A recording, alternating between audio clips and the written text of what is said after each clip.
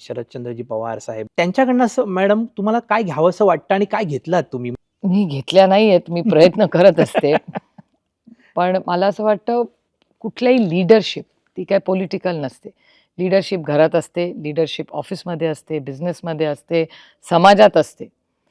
कुठल्याही लीडरशिपची सगळ्यात मोठी क्वालिटी जी तो गुण असलाच पाहिजे कुठल्याही नेत्यामध्ये,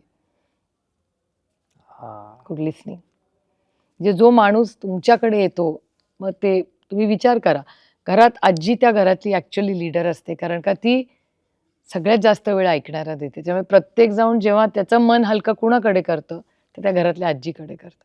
कारण का ती आजी शांतपणे ऐकू दे. She is the leader of that house.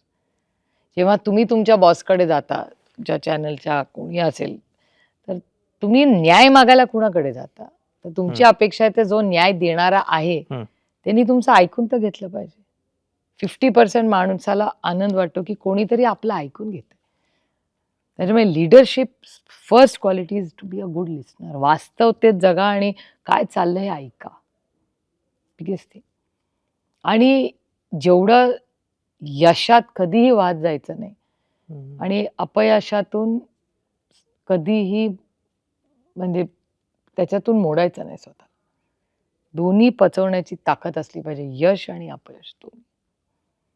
ती खूप मोठी लीडरशिप क्वालिटी आहे कुणाचीही.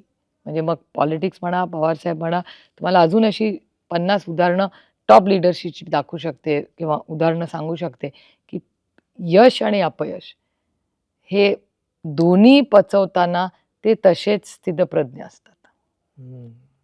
खूप अशी उदाहरणं आहेत. म्हणजे मी बघते तेव्हा आदरणीय पवारसाहेब तसेच आहेत, अमिताभ बच्चनजी तसे आहेत, धोनी खेळताना तसेच. त्यामुळे तुम्ही एकदा विचार करायला लागला, तुम्हाला अजून किती आयडेंटिफाय येतील. तुमच्या फॅमिलीत पण तुम्हाला जाणवेल, ओ माय गॉड, ही व्यक्तीची पर्सनॅलिटी अशी.